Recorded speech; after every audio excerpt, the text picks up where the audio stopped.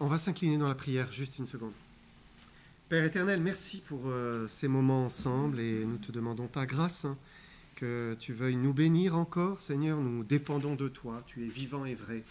Tu es puissant. Seigneur, tu habites dans nos cœurs, dans nos vies. Seigneur, tu veux aussi nous nourrir, nous parler, nous instruire, nous aider à te connaître, à t'aimer, à marcher avec toi, à te choisir. Seigneur, que tu veuilles le faire dans nos cœurs ce matin. Pour chacun d'entre nous, Seigneur, que tu nous parles et nous touches. Au nom de Jésus-Christ. Amen. Donc ce matin, j'aimerais vous faire un panorama de la Bible, de toute la Bible. Je pensais que c'était utile d'avoir une vue d'ensemble, parce que certains peut-être commencent, débarquent un peu dans la parole de Dieu, ils sont perdus, ils se disent « Oh là là, mais qu'est-ce que c'est que la Bible? Comment je vais y arriver ?» Et en fait, on va voir que c'est quelque chose qui est abordable, quelque chose qui est à la portée de tous. Alors, on va le faire en 2 fois, parce que déjà, forcément, on est obligé de compresser, écourter. Je ne vais pas pouvoir vous partager toutes les richesses de la Bible, c'est évident. Pour ça, il va falloir venir pendant des années. C'est petit à petit. Mais aujourd'hui, on va voir l'Ancien Testament. Donc, ça va être un survol de l'Ancien Testament. Et on verra le Nouveau Testament la semaine prochaine. Quand on sera dans le Nouveau Testament, ça permettra de développer l'histoire future du monde, puisque le Nouveau Testament, c'est quelque chose qui nous concerne davantage. Et puis, c'est aussi un livre prophétique, ça se termine par la prophétie. Et donc, ça nous parle du futur, et ça nous parle d'aujourd'hui, et des choses qui vont se passer à la fin des temps. Donc, pour aujourd'hui, on va se pencher sur l'Ancien Testament. Alors, quand on pense à la Bible, on pense à ça. On se dit, waouh! C'est immense. Voilà, la mienne a fait un peu plus de 1400 pages. Les pages sont fines. C'est écrit en petit. Alors, à moins d'être littéraire, les littéraires peut-être se disent « Oh, c'est super, un défi », et ils s'y lancent. À moins d'être littéraire, on se dit « Mais je vais m'étouffer, en fait. » C'est impossible de lire la Bible. Ça fait peur. Mais en fait, la Bible, ce n'est pas un gros livre. C'est plutôt ça. C'est un ensemble de 66 livres. C'est plein de livres qui sont réunis ensemble. Et donc, il y a des livres, certes, qui font 70 pages, mais 70 pages, qu'est-ce que c'est pour un livre? C'est pas grand-chose, finalement. Et puis, il y a des livres même, parfois, qui font une seule page, un seul chapitre. C'est 20 versets. Donc, ça se lit comme ça. Donc, c'est facile de prendre un livre de la Bible, de lire ce livre-là, et puis, plus tard, de lire un autre livre, et comme ça, on peut avancer de livre en livre. Et là, tout de suite, ça devient beaucoup plus abordable de lire la Bible. Donc, la Bible, c'est une bibliothèque, une grande bibliothèque. Donc, vous avez en haut l'Ancien Testament, en bas le Nouveau Testament. Donc, elle commence avec ce qu'on appelle le Pentateuque, donc c'est la Torah. Quand les Juifs disent la Torah, c'est les 5 premiers livres de la Bible. Ensuite, il y a la partie historique. Ensuite, il y a des livres poétiques, donc c'est les psaumes, c'est les proverbes, beaucoup ont été écrits par Salomon. Et puis, ça se termine avec les livres prophétiques, où là, ça nous renvoie à des prophéties. On va aborder cela un petit peu plus loin. Le Nouveau Testament en dessous, de nouveau, on commence avec une partie historique, avec les 4 évangiles et puis les actes des apôtres. Ensuite, il y a une partie d'enseignement, de pédagogie, et puis ça se termine avec un livre prophétique que vous connaissez, l'Apocalypse. On entend parler, qu'est-ce que l'Apocalypse? C'est le dernier livre de la Bible. Alors, ce qui sépare l'Ancien du Nouveau Testament, c'est Jésus-Christ, en fait. L'Ancien Testament, c'est avant Jésus-Christ, et le Nouveau Testament, c'est après Jésus-Christ. Jésus a mis un terme à l'ancienne alliance, l'alliance qui avait été traitée avec le peuple de Dieu par Moïse, et il a ouvert une nouvelle alliance, l'alliance en son sang. C'est pour cela qu'on dit Ancien Testament, Nouveau Testament. Donc, on se tourne vers l'Ancien Testament, et tout commence avec la création. Voilà, quand vous lisez les premiers versets de la Bible, de la Genèse, vous voyez l'origine du monde, l'origine de l'homme, et l'origine de toute chose, qui est expliquée donc par Moïse, qui en a reçu la révélation en 1500 avant Jésus-Christ.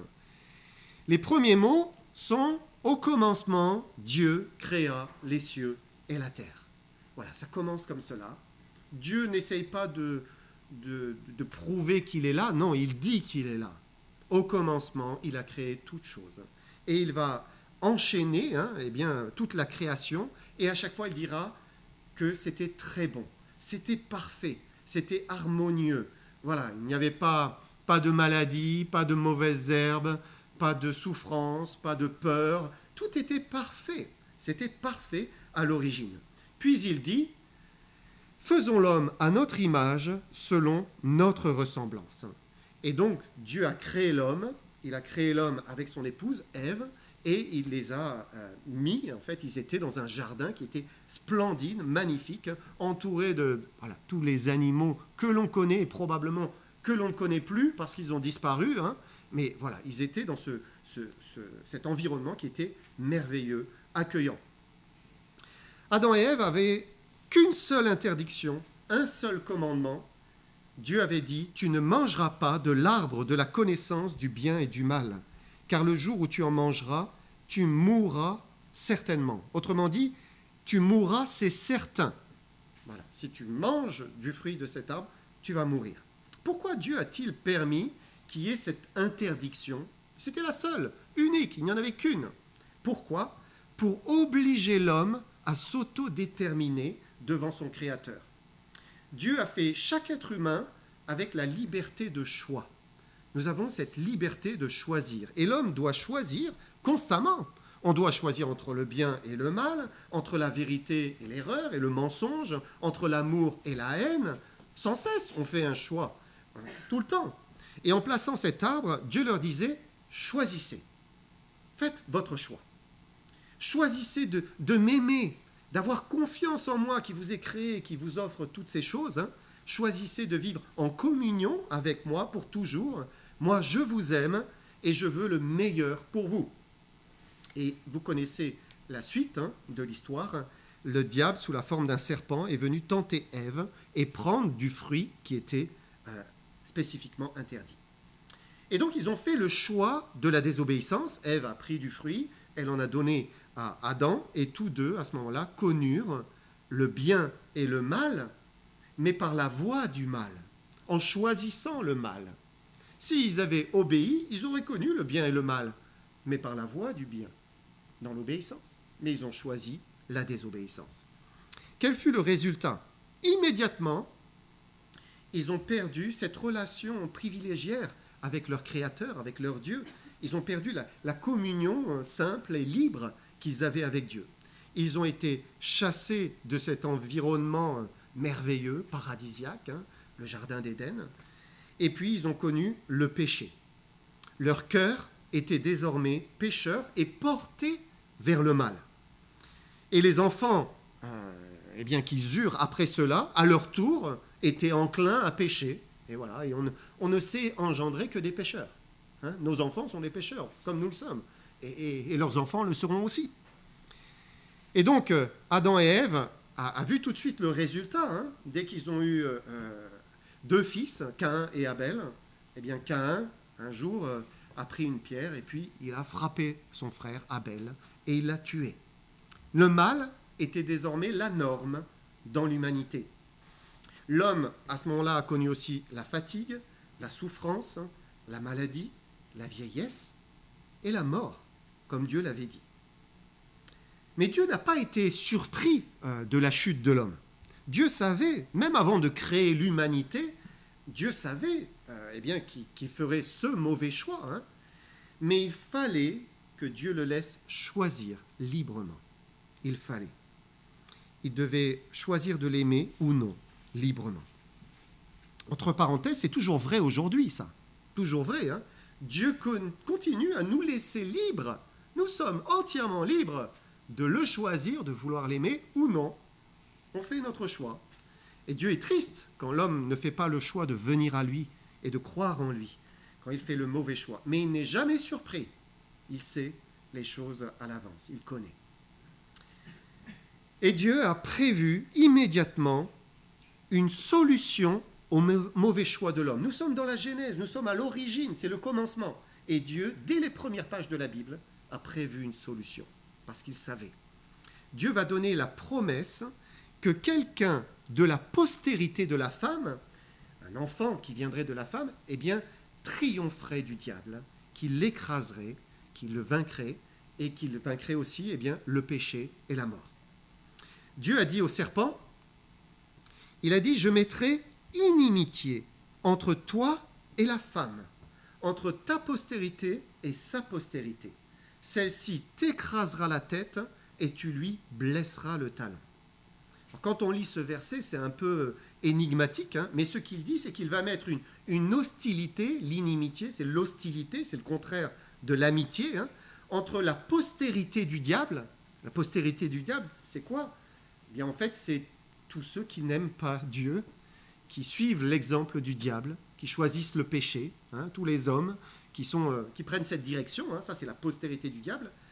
Inimitié entre cette postérité et la postérité de la femme. Donc il parle ici d'un descendant de la femme, un futur fils de la femme, et cette postérité, cet enfant, écraserait la tête du serpent, mais le serpent lui blesserait le talon. Et en fait, ici, ce sont des images qui nous parlent déjà de Jésus-Christ. Nous sommes dans la Genèse, et déjà, eh bien, c'est Jésus. Et Dieu nous dit que plusieurs milliers d'années plus tard, Jésus vaincrait le diable, qu'il l'écraserait, le terrasserait, mais que ce serait au prix d'une blessure, une blessure mortelle, la crucifixion.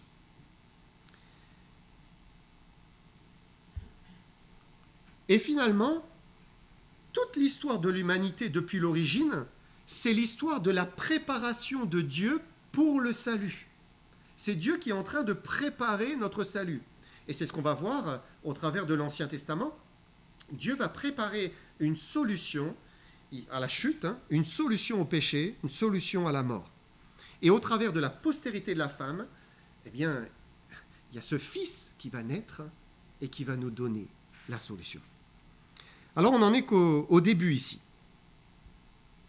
Suite à la chute d'Adam et Ève, à cause du péché, le monde ne va pas aller en s'améliorant. Plus l'humanité va se multiplier et s'agrandir, plus le mal va forcément se développer. Et si bien que quelques chapitres plus tard, nous lisons ce verset, « L'Éternel vit que la méchanceté des hommes était grande sur la terre, et que toutes les pensées de leur cœur se portaient chaque jour uniquement vers le mal. L'Éternel se repentit d'avoir fait l'homme sur la terre. Il fut affligé en son cœur. » Vous savez, le péché, c'est comme un cancer génétique, j'ai envie de dire. Hein. C'est quelque chose qui se transmet et voilà. Et l'homme, eh bien, se corrompt et il n'arrive pas ou n'arrive plus à résister au mal. Il est emporté par le mal et l'humanité entière était corrompue, entièrement corrompue. Mais il y avait un homme, rien qu'un homme, que Dieu regardait et il dit qu'il était juste et intègre dans son temps. Dans sa période, par rapport à l'ensemble des hommes qui étaient à côté, eh bien, il était juste. Cet homme, c'est Noé. Alors Dieu va dire à Noé de construire une arche, de construire un bateau, hein, un grand bateau, avec ses 3 fils, parce que Dieu allait envoyer un déluge universel sur la terre. La Bible dit que Noé était un prédicateur de justice. Ça veut dire que Noé prêchait. Il disait aux hommes, Dieu va juger ce monde pécheur. Repentez-vous, venez, montez dans l'arche. Hein. Il prêchait. Mais personne n'a suivi Noé et ses fils et leurs femmes. Seuls eux sont entrés dans l'arche et Dieu a fermé la porte. Puis de nouveau, l'humanité, après le déluge, les eaux vont redescendre et par Noé, ses fils et leurs femmes, leur épouse, l'humanité va se multiplier de nouveau. Hein, et à ce moment-là, eh bien, Dieu va choisir un homme, c'est Abraham. Et Dieu va dire à cet homme, l'Éternel dit à Abraham, « Va-t'en de ton pays, de ta patrie, de la maison de ton père, dans le pays que je te montrerai. Je ferai de toi une grande nation, et je te bénirai. Je rendrai ton nom grand, et tu seras une source de bénédiction. Je bénirai ceux qui te béniront, je maudirai ceux qui te maudiront, et toutes les familles de la terre seront bénies en toi. » On se dit, mais comment toutes les familles de la terre entière peuvent être bénies en lui? Parce que Dieu prévoyait bien que la postérité viendrait au travers d'Abraham. Hein. Donc le Messie, le Fils de Dieu, allait venir au travers de lui. Abraham a engendré Isaac, Isaac a engendré Jacob, Jacob va être renommé. Dieu va lui dire, tu ne seras plus Jacob, tu seras Israël. Tiens, Israël. Et donc Jacob va avoir à ce moment-là 12 fils qui vont donner les 12 tribus d'Israël. Ça y est, vous avez là le peuple d'Israël qui est formé des 12 fils de Jacob. Israël est vraiment le peuple que Dieu s'est choisi, le peuple que Dieu s'est formé lui-même. Et le plan de Dieu, c'était qu'Israël puisse briller, puisse rayonner par la connaissance et par la révélation de Dieu. Qu'il puisse être une lumière au milieu des nations, hein, en attendant le Messie. Et pour qu'il soit un peuple qui soit différent des autres nations, qui étaient idolâtres, qui étaient portés vers des faux dieux, vers des pratiques qui étaient contraires vraiment à Dieu, l'animisme, ou même des sacrifices humains, pratiques que Dieu rejette, abhorre. Pour qu'il ne soit pas comme cela, Dieu lui a donné la loi. Et donc Moïse a été choisi pour recevoir la révélation de Dieu et tous ses commandements. Quand on pense à Moïse, donc on pense immédiatement aux 10 commandements. Hein. On pourrait les résumer ainsi. Je ne vous lis pas les versets, mais je vous les résume. Donc premier commandement, tu n'auras pas d'autre Dieu que l'Éternel, le seul vrai Dieu. Tu n'en auras pas d'autre. Tu ne te feras pas d'image taillée, ni de représentation quelconque, des choses dans les cieux, sur la terre. Tu ne te prosterneras point devant elle. Donc, on ne fait pas de statue pour vouer un culte. Non, Dieu ne veut pas ça. Tu ne prendras pas le nom de l'Éternel en vain. Donc, tu ne vas pas traiter le nom de Dieu comme si Dieu n'était rien. Tu te souviendras du jour du repos. Donc, pour eux, c'était le sabbat, donc le samedi. Tu honoreras ton père et ta mère. Tu ne tueras point. Tu ne commettras point d'adultère. Tu ne voleras point. Tu ne mentiras point, tu ne convoiteras point. Quand Dieu a donné la loi à son peuple, il visait plusieurs choses. D'abord, c'était bien sûr sanctifier son peuple, parce qu'Israël était aussi un peuple de pécheurs, comme tous les autres. Et donc, c'était les sanctifier, les mettre à part, et faire de ce peuple un peuple qui soit droit, qui soit intègre, honnête, et un peuple qui honore, qui élève le vrai Dieu. En pratiquant les commandements, Israël pouvait être différent de toutes les autres nations environnantes et ainsi révéler, regardez, ça c'est le vrai Dieu, c'est le Dieu saint, c'est celui qui nous a créés. Et puis les lois protégeaient son peuple aussi, puisqu'on pense surtout aux 10 commandements, mais dans la loi, il y avait plusieurs types de lois. Donc il y avait les lois morales, donc c'est, on pourrait dire, la loi éthique universelle, tu ne tueras point. Voilà, c'est éthique et universel. Et puis, il y avait beaucoup de lois aussi, des lois civiles, judiciaires, qui permettaient d'organiser la société. Et puis ensuite, il y avait des lois aussi cérémonielles, donc de culte, pour rendre un culte à l'Éternel. Et quand on regarde l'ensemble des lois, on voit que les exigences de Dieu étaient très sévères, très élevées. Dieu demandait beaucoup à son peuple. Il était saint, Dieu est saint, il est pur, il est parfait, il est sans péché. Et Dieu disait, tu seras saint, comme l'Éternel est saint, comme je suis saint. Donc Dieu le poussait à la sainteté, à la pratique de ses lois. Mais comment faire si l'homme tombe? Si l'homme n'arrive pas à pratiquer toutes les lois de Dieu? Comment faire? La Bible dit, non, il n'y a sur la terre point d'homme juste qui fasse le bien et qui ne pêche jamais. Ça n'existe pas. Tout le monde pêche. Nous sommes tous pécheurs. Quoi qu'il arrive, même les plus justes d'entre nous pêchent d'une manière ou d'une autre. Parfois, vous ne les voyez pas, les péchés des autres. Vous savez, de l'extérieur, vous avez le sentiment, bon, c'est une personne vraiment droite, etc. Mais intérieurement, Dieu voit le cœur. Et il sait bien, nous sommes tous des pécheurs. Ça n'existe pas, quelqu'un qui ne pêche pas. Alors la loi était très sévère. Pour certaines transgressions ou offenses, il pouvait y avoir simplement une amende. Voilà, c'était une petite chose, une amende. Souvent, il était question aussi du œil pour œil, dent pour dent. Donc, c'est la justice par la réciprocité. Voilà, tu me fais ça, eh bien, je te rends l'appareil. Voilà, ça rétablissait une norme de justice pour l'époque. Mais pour certaines choses, c'était la peine de mort. Dieu ne plaisantait pas avec le péché. Il était très sévère. Il dit ainsi, l'âme qui pêche, c'est celle qui mourra. Et donc, il y avait de quoi trembler. Comment faire? Parce que si je viens à pécher, à transgresser la loi de Dieu, je vais en subir les conséquences et la mort. Mais en même temps qu'il a donné ses lois à son peuple, il a donné aussi les sacrifices. Donc, on va voir cela maintenant. Il avait prévu tout un cérémonial avec des sacrifices d'animaux pour pouvoir justement être pardonné d'une transgression. Donc le coupable pouvait prendre un agneau, il allait voir la tribu des Lévites, les sacrificateurs, et puis il offrait l'animal pour qu'il y ait un sacrifice. On lit par exemple, s'il offre un agneau en sacrifice d'expiation, expiation pour ses péchés, il offrira une femelle sans défaut. Ensuite, le sacrificateur préparait la bête, et il enlevait la graisse, etc.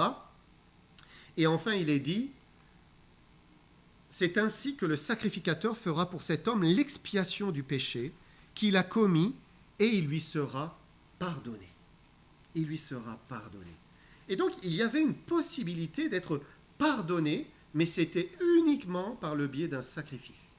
Il fallait que le sang coule. Il fallait qu'un agneau meure. Il fallait que le sang d'une vie soit offerte. Dieu voyait le sang, il voyait cette victime innocente, puisque évidemment l'animal était innocent du péché qui avait été commis. C'était une victime innocente. Et Dieu pardonnait le coupable. La Bible est très directe sur le fait que le salaire du péché, c'est la mort. L'âme qui pêche, c'est celle qui mourra. Comme ce que Dieu a dit à Adam et Ève. Si tu manges du fruit de cet arbre, tu mourras. C'est sûr, c'est certain. Alors peut-être certains se demandent, mais pourquoi Dieu est-il si sévère? Parce que Dieu est juste. Dieu est parfaitement juste. Il est comme un juge dans un tribunal, et un coupable est en train de comparaître devant lui. Le juge a la loi. Il est chargé d'exercer la loi, et la loi condamne le coupable. Le juge ne peut pas transgresser la loi. Ce n'est pas son rôle. Non, il ne fait qu'appliquer la loi. Et c'est ce qui se passe pour Dieu. Dieu est parfait en justice, en sainteté, et jamais il ne peut pardonner sans exercer la justice. Il faut qu'il y ait la justice.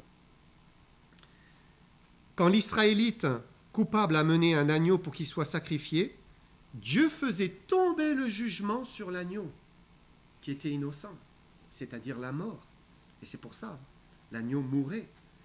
Et à ce moment-là, le coupable qui devait mourir pouvait recevoir le pardon. Dieu accordait le pardon. Dieu ne peut pas pardonner s'il n'y a pas quelqu'un qui paie. Il faut retenir cela. Il faut qu'il y ait quelqu'un qui paie. C'est obligatoire. Enfin, pour terminer, l'Ancien Testament...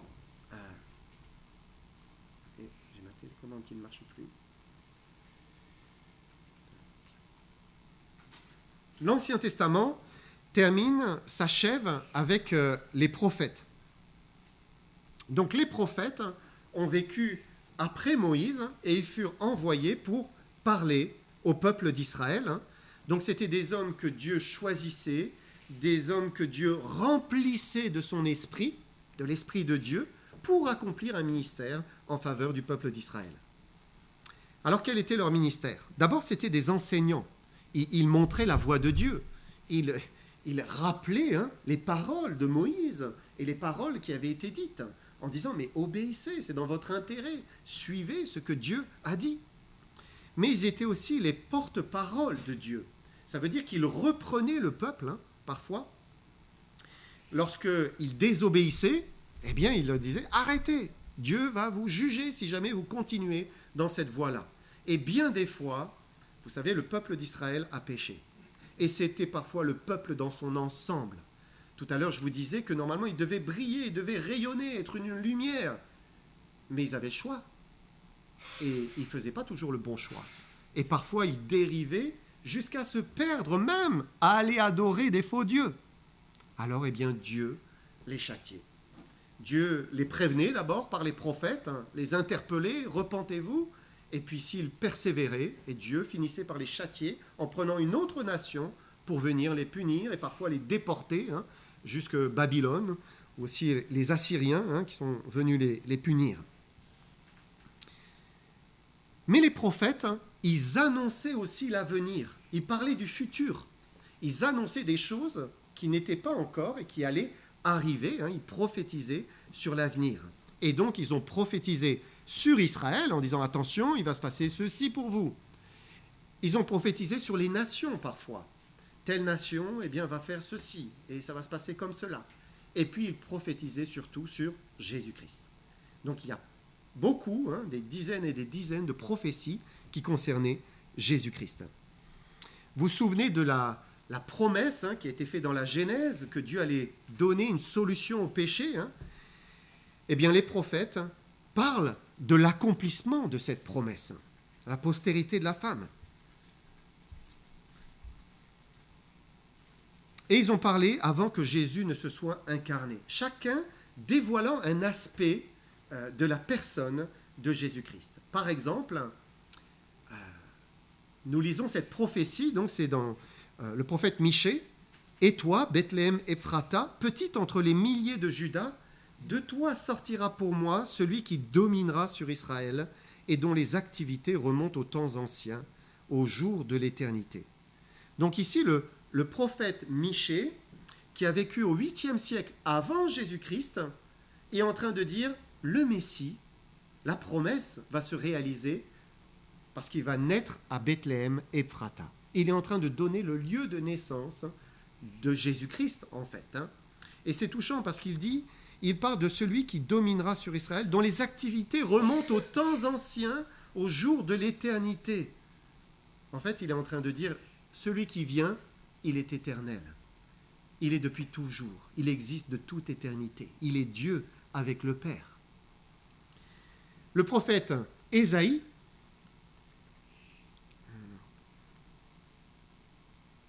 merci. Le prophète Ésaïe nous dit que Dieu viendra lui-même et vous sauvera. Alors s'ouvriront les yeux des aveugles, s'ouvriront les oreilles des sourds.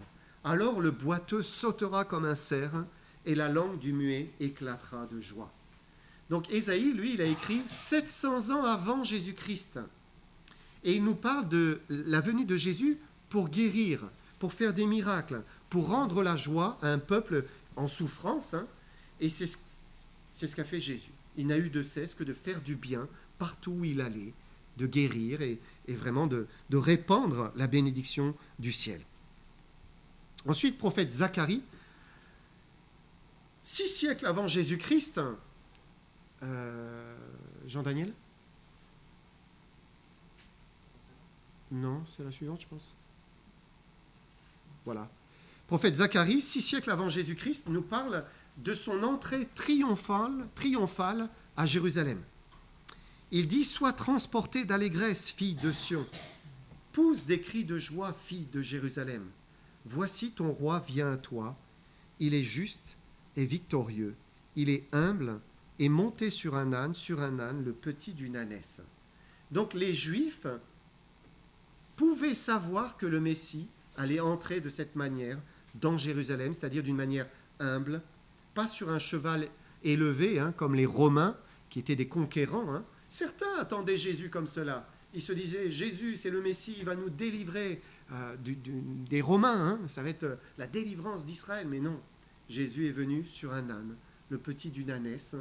Il est venu pour annoncer son royaume, certes, mais pas pour expulser les Romains hors d'Israël. Prophétie suivante, merci Jean-Daniel. Donc Ésaïe toujours, il dit « Méprisé et abandonné des hommes, homme de douleur et habitué à la souffrance, semblable à celui dont on détourne le visage, nous l'avons dédaigné, nous n'avons fait de lui aucun cas. Cependant, ce sont nos souffrances qu'il a portées, c'est de nos douleurs qu'il s'est chargé, et nous l'avons considéré comme puni, frappé de Dieu et humilié. Mais il était blessé pour nos péchés, brisé pour nos iniquités. Le châtiment qui nous donne la paix est tombé sur lui. Incroyable cette prophétie, hein? Jésus, méprisé de ses contemporains, de ses frères, rejeté, haï, humilié et finalement crucifié sur une croix. Nous sommes 700 ans avant Jésus-Christ. 700 ans. Et vous savez, le livre d'Ésaïe a été retrouvé dans les grottes de Qumran. Il est exposé dans sa totalité au musée du livre à Jérusalem. Et on authentifie cette copie de 200 ans avant Jésus-Christ. Et donc on est certain de cet écrit. C'est absolument certain, comme toute la Bible, mais celui-là, plus que tous encore. Et là, eh bien, on voit Jésus-Christ crucifié, lui qui était doux et humble de cœur, lui qui faisait du bien partout où il allait, lui qui n'élevait pas la voix, c'est une autre prophétie, lui qui était innocent, saint, qui n'a jamais péché. Il était comme un agneau, sans défaut, sans tache, mais il a subi le châtiment que méritaient nos crimes, nos péchés. Il a subi nos infidélités en recevant la mort à cause de nos péchés. Et ainsi, il est dit, le châtiment qui nous donne la paix est tombé sur lui. La paix, le pardon. Et la justice de Dieu était satisfaite. Ainsi, depuis la mort de Jésus, Dieu peut désormais pardonner quiconque croit en lui. Avant que Jésus-Christ ne vienne, vous savez, avec ses sacrifices d'animaux, Dieu pardonnait par anticipation. En réalité, ce n'était pas vraiment cet agneau qui était amené sur l'autel qui pouvait pardonner. C'était une image de la venue de Jésus-Christ. Et Dieu pardonnait par anticipation. Mais quand Jésus est mort, eh bien, Dieu a réellement pu pardonner l'ensemble des croyants de l'Ancien Testament. Mais aussi, quand Jésus est mort, il était en train de mourir pour l'ensemble des croyants vivants et des futurs croyants. Et là, on parle de nous. Il était en train de mourir pour nous tous. Il était en train de recevoir le châtiment que méritaient nos crimes, nos péchés. Bien des siècles plus tard, l'apôtre Pierre dira « Tous les prophètes rendent de lui le témoignage que quiconque croit en lui reçoit par son nom le pardon des péchés. » Tous les prophètes rendent de lui ce témoignage. Par lui, nous avons le pardon des péchés. Si nous venons à lui, si nous croyons en lui, si nous le recevons et l'acceptons comme notre Dieu, notre Sauveur, alors il nous donne le pardon des péchés. L'Ancien Testament se termine avec le prophète Malachie, 5e siècle. Mais il est intéressant de lire les dernières paroles de ce dernier prophète, Malachie. Donc c'est les 2 derniers versets de l'Ancien Testament. On est vraiment à la fin de l'Ancien Testament. Les derniers mots par la bouche de Malachie. Il dit « Voici, je vous enverrai Élie, le prophète, avant que le jour de l'Éternel arrive, ce jour grand et redoutable. Il ramènera le cœur des pères à leurs enfants et le cœur des enfants à leurs pères, de peur que je ne vienne frapper le pays d'interdit. » Donc, les Juifs savaient qui ils devaient attendre. Élie, le prophète, ou quelqu'un semblable à Élie. Parce que Malachie a une vision, en fait. Dieu lui montre le futur et lui montre quelqu'un qui est un Élie. Il sort du désert. Le prophète Élie était quelqu'un qui était dans le désert aussi. Il était vêtu de peau de bête. Il était très humble. Et puis, il prêchait la parole de Dieu avec autorité. Et donc, le prophète ici a cette vision d'Élie. Il se dit, voilà, Élie doit venir. Il va venir vers vous et il va prêcher avec autorité. Il ressemblait à Élie. Et puis ensuite, c'est le silence. Celle d'avant. Donc c'est le silence. Un silence parce que Dieu ne parlera plus. À la fin, donc on est au 5e siècle avant Jésus-Christ, 400 ans avant Jésus-Christ, Dieu s'arrête d'envoyer des prophètes. Il n'inspire plus de nouvelles prophéties, il n'y a plus de nouveaux écrits. c'est le silence pendant ces 400 ans. En fait, Israël devait simplement attendre Élie qui devait venir. C'est tout. Et je vous invite donc, tu peux mettre la dernière, merci Jean-Daniel, et je vous invite à revenir la semaine prochaine pour cette fois un panorama du Nouveau Testament. On va traverser les 4 évangiles qui nous parlent de l'histoire de Jésus-Christ. On va voir ensuite l'histoire de la propagation de l'évangile et de l'Église. L'Église s'est répandue dans le bassin méditerranéen. Et puis on va terminer avec une exposition de l'enchaînement des événements à la fin des temps, puisque ça se termine par le livre de l'Apocalypse. Et donc on va voir tout ce que Dieu et comment l'enchaînement des temps futurs et comment ça va se passer à la fin.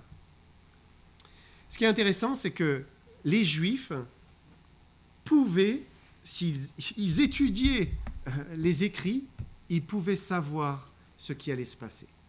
Ils étaient en mesure de dire « Oui, Jésus-Christ est réellement le Fils de Dieu, puisque c'est écrit ici, puisque c'est écrit ici, puisque tel prophète l'a dit. » Et c'est intéressant pour nous aussi, parce que Dieu, nous, chrétiens du 21e siècle, Dieu nous a laissé le Nouveau Testament, qui est aussi un livre qui nous parle des temps futurs. Et le chrétien peut aussi se tenir en garde, être prêt par rapport aux choses qui arriveront dans notre monde. Amen.